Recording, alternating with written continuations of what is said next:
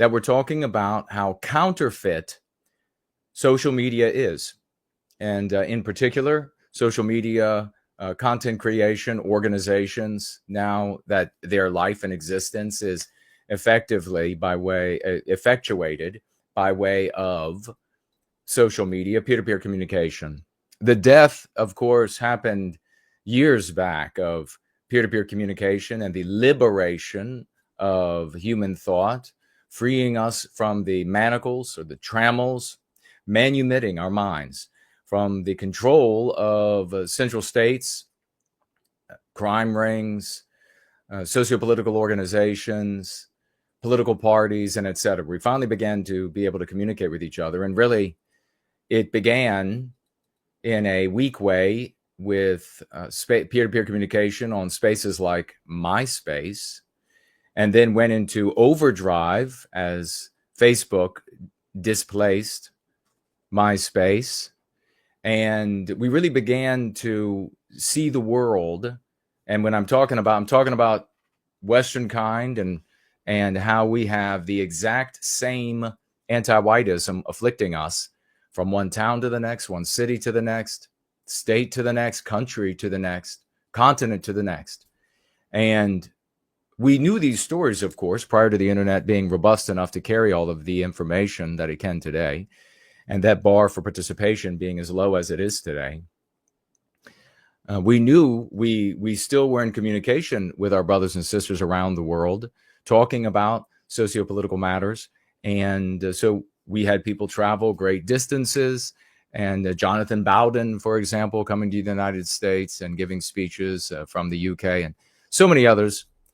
But I don't want to get bogged down in the history of names, personalities, and organizations. Suffice it to say, though, that while the information was known, while people were aware that anti-whiteism, under the many names that content creators, org leaders, and participants would call it, most of those, of course, assumed or taken by anti-whites themselves, which, as we know here, is in error to do. While we knew and were aware of this, and maybe to some degree appreciated the extent of it, our brothers and sisters, really in their many tens of millions, were unaware. And so once peer-to-peer communication really began to take off on the internet, a lot of realities were being revealed. And we still have that to a degree today, although now and increasingly there are minefields, and we'll be talking about these minefields that can trip us up, can undermine our advocacy, can ruin our reputation, etc. And people began sharing stories that were quarantined to their town, to their state, to their region, because this is how anti-whites and anti-whiteism operates. And we talk about it all at length in the Go Free Dialogic, which works. And another exciting aspect about this is the proof of the arguments that we make about why, one of the reasons, I guess I should say, why Go Free, this practice, is superior to everything else.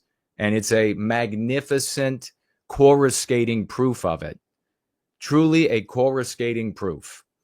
And it's the kind of thing that should really solidify us who are already convicted and dedicated to the practice. But this should be, if there was ever any doubt, this should be the final piece of evidence that the Go Free Dialogic is indeed everything that it is said and demonstrates to be, but even more, it is eternal. And we'll talk about exactly how that is the case. You're already seeing it. You just have to develop the vision for what is before you. So people began communicating, and we really came to understand how widespread anti-whiteism was, how deep it reached into everybody's sinew around planet Earth in the West. Whereas before, I think we had maybe a superficial understanding. We thought some areas were radically anti-white, and we heard of areas that were maybe a little better, and maybe they will liberate themselves. And once the peer-to-peer communication really ramped up, we found out indeed that no, There was awful and there was awful plus for the white race. That's all there was around planet Earth. This, of course, known to the most devious, powerful, and wealthy anti-whites, that this was the case across the planet. But of course, for those who are operating the machinery of state, for those who are at that same tier as a result of wealth and connectivity and organizational strength and peoplehood and so much more, they were able to look at the internet and see the opportunities there for complete control, like nothing that humanity has ever even fathomed. Even in our most maniacal, fretful, awful dreams, nightmares.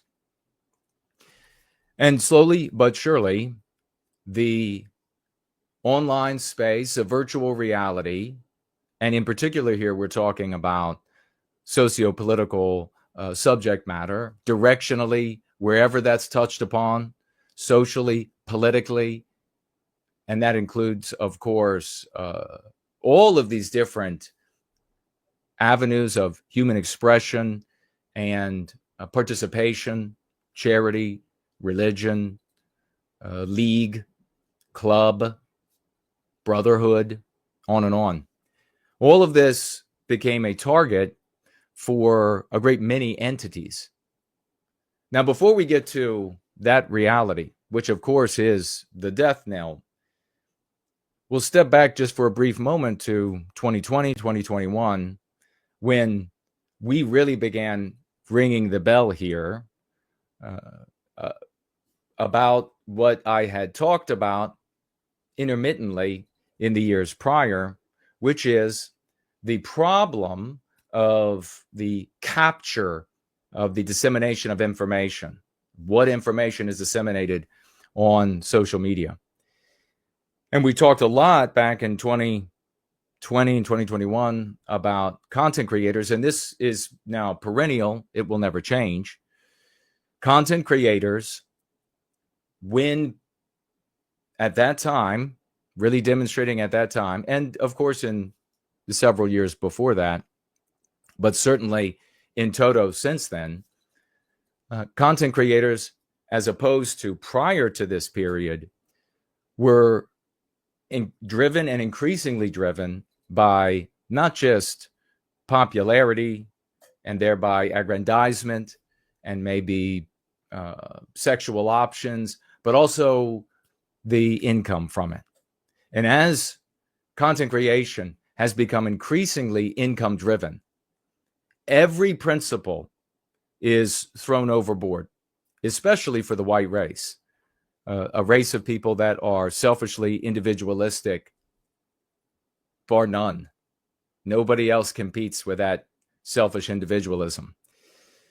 And so they become driven by nothing but profit and everything that can be defined as profit.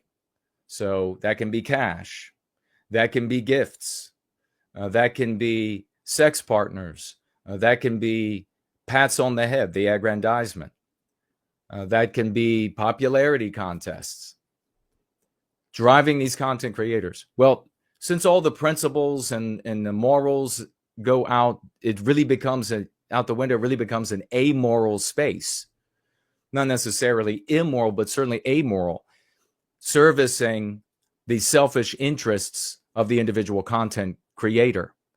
The more people that they can drive to their content, the more they're going to be rewarded. Truth doesn't matter. There's nothing that you can be measured against. The other content creators will challenge your truths, but you have a right to challenge their truths. The more sensational, the more fantastic, the more bizarre, whatever is entertaining, whatever will offend. This rage bait content is ubiquitous now. Clearly people saying things to outrage, to get engagement, to drive that conversation, that argumentation, and therefore conversation. And content creators are well aware, the most adroit are well aware that they can flip from one position to the next one day after the other. They don't have to be consistent. The most successful when it comes to their popularity and the increase of their wealth are the least consistent. They rarely have to make an argument about why their position has changed or why they see things now. Very often, it can be something as trivial as, well, now I know X, and so therefore I hold the contrary position. And they can flip back and forth, and we all have seen this happening. So here we're talking about if there were no organized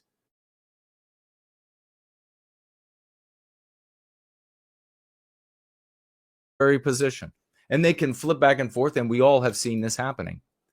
So here we're talking about if there were no organized groups of people, whether it's in the feds, foreign governments, socio-political entities of various types, criminal organizations, etc. If there were none of these organized scenarios, we would have still arrived in virtual reality at a place where everything is a lie. Everything is a fiction. Everything is faker and more plastic and more bogus than anything the boomers or any of the previous generations imbibed over the course of their lives. And as a consequence, as if not more pernicious to imbibe. And here we're just talking about the content creators endeavoring to have more fantastical stories, present themselves in ways that will appeal to the largest percentage of potential audiences.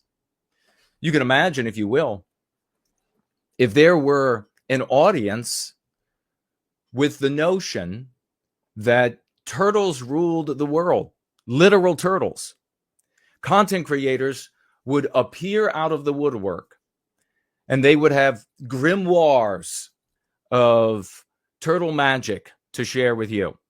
It sounds funny, but if it made people money and got them rewarded and increased their popularity and paid their bills, enabled them to go on vacations, multiplied their sex partners, with 100% certainty they would appear. And in short order, just like any other marketplace, and that's all that this has become, more content creators would come to that circle of an audience and appeal to them until the profit margin dropped low enough as the profit spread among the different content creators. Just like any other business, you can only open so many coffee shops in a town or a city because the profit dips as it's spread out among the coffee shops that are extant. Same with any business. Gone are the days, and we really have to appreciate this. And that's why, even though this metastasizing of this self-serving, fictitious environment online, even though it had been well underway for years prior to January 2025, I decided at that point for this community to benefit our brothers and sisters to say, from January 2025 on, mark that on your calendar, put it in your diary or your journal, write it on your garage wall. Nothing on the internet is real anymore. After this date, nothing is real. To complicate, and one of the reasons why I said we have to say, even though the process has been well underway, to further complicate the reality of what I just spelled out to you when it came to the self-serving nature, the monetization of content creation, of content personalities, even. To complicate the matter, you have the easily accessed artificial intelligence. which can do and make real a great many things. No one is showing up. And the people out there that are still saying to themselves, well, there are audience members who want to show up and they just want the truth by God, and they'll abandon a creator. Hogwash. They want entertainment. They want their prejudices fed with proofs. It's over. The internet went from a place, social media, and again, vis-a-vis socio-political content, but it goes beyond that, of course. But the internet went from a place that was like the Wild West, where people literally turned on webcams in their office, where I still am from back in those days, with some poor lighting, and they shared their thoughts. And here we're talking about YouTube, of course, and then the hangers-on, the imitations that have come and gone, and of course those that remain. But long gone are those days. Long gone are the days that you can get on Facebook and find out that, well, in a little town 6 states over, the exact same thing is happening in their police department. Gone are all of those days. Because this entire space is populated by, they have cleaved away independent content creation. And here we're talking about content creation of consequence. They have cleaved it all away. And what's left behind are the group that I was just talking about, this self-serving nature and monetization of content creation and even personality creation. In favor of that, and worse. Because, of course, we're dealing with the human animal. And there are groupings of people who endeavor, desire, maybe even are willing to kill to control information, to control what a population thinks. There's news coming out about the Tate brothers, for example, hiring, and I don't know if it's true or not, they're a very litigious couple of anti-white dirtbags, but hiring hundreds of, I think it was Romanians, at some like $7 a day to push their content online, day in, day out, all day long, all night long, to popularize them, to make use of a phenomenon commonly called the bandwagon effect, social proof.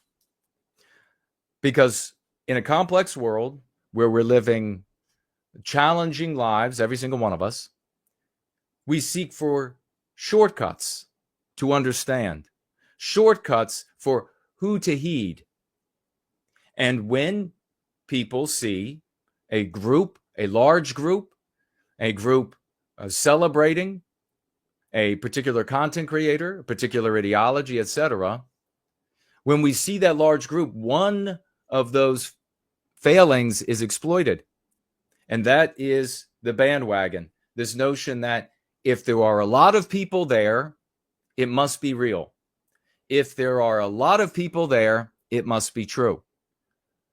The humanity is not ready. This community is, and we will continue to coach and train for us to be the most cynical sons of bitches to ever walk the face of the earth. But the rest of humanity, and certainly the white race, is the worst of all, the most gullible, is not ready for social media's capture and what that means for what they have come to rely on instead of Ted Koppel, instead of CBS, instead of ABC.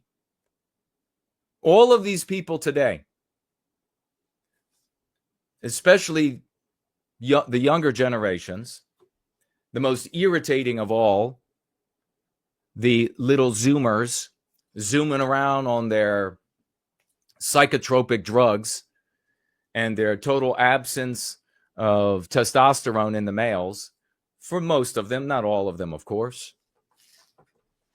These people are wont to mock and ridicule older generations for being subjected to, and then as a consequence, acquiescing to the several hundred television channels, the several dozens of news channels, depending on the country, of course.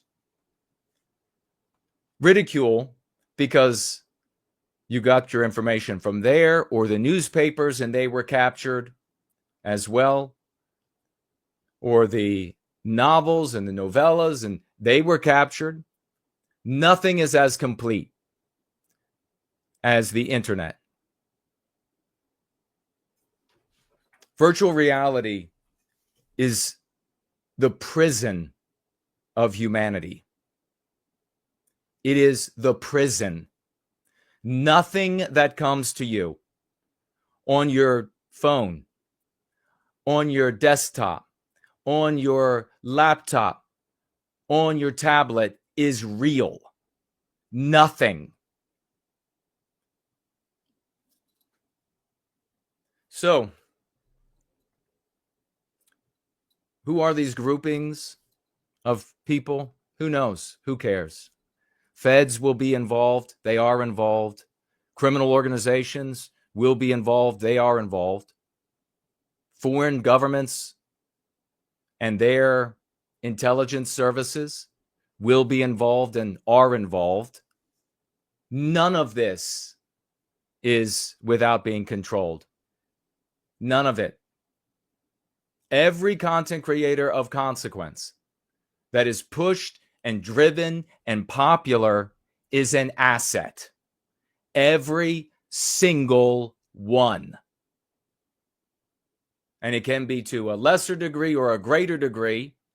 But even if it's a lesser degree, the best case scenario is that they are giving you lies. They are giving you information to outrage you, to interest you, to arouse you, to sexually arouse you, irrespective of truth, irrespective of consequence for you in your life. They're doing it for their aggrandizement and their wealth. And they will tell you, like the charlatans of old, traveling with their mountebanks, anything you need to hear to monetize you in the seat of their audience. We don't get to see these entities at work. We can logically, if you have a super high IQ, you can logically and understand the human animal, play it out in your head and see exactly that it must happen because it can happen. If the human animal is confronted with its enrichment, with its comfort, it will exploit whatever it has to exploit. Not the majority of the population of the planet is not driven by goodness. They're driven by their comfort. They're driven by the need to be the center of attention. They're driven by their desire to exploit others. That's the human animal. That's the human condition.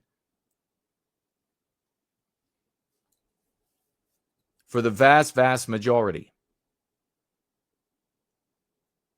It's going to be a very rare kind of person that is going to be a good person and is going to get on the internet to share their ideas.